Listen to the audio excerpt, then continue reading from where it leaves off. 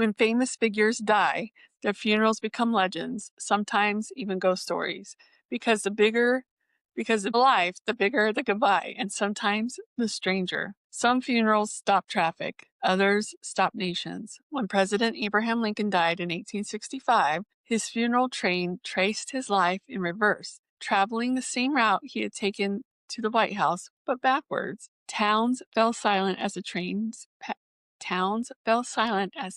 passed. People lined the tracks in black, holding flowers that wilted before they could even touch the casket. In Argentina, when Eva Perón died, her body didn't stay buried. Embalmed and displayed like a relic, her corpse vanished, stolen and hidden under false names, and moved across countries for decades. Wherever she went, stories followed, whispers that brought blessings or curses wherever she rested. And when Princess Diana's coffin moved through London in 1997, the world seemed to stop breathing. Millions lined the streets. The piles of flowers outside Kensington Palace turned into mountains, so many that the city workers struggled to clear them for weeks. The air was thick with perfume, grief, and disbelief. These weren't just funerals. They were performances of sorrow, heart-haunting, because when a nation loves someone deeply enough, even death isn't the end of their story. Some say Lincoln's funeral train still passes through small towns in the Midwest. Ghost lights on invisible tracks. Others believe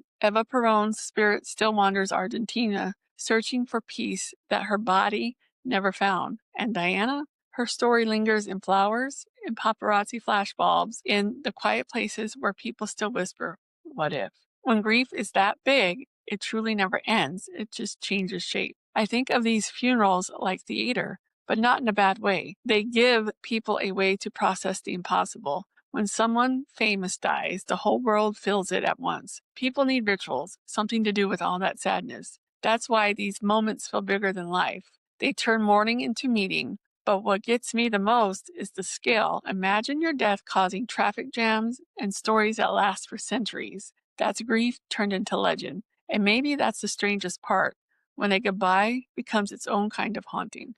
Here are 3 creepy facts to haunt your day. Lincoln's funeral train followed the same route he had taken as president, but backwards, like his life was unwinding. Eva's body was stolen, reburied under fake names, and found years later, thousands of miles away. How do you lose a body?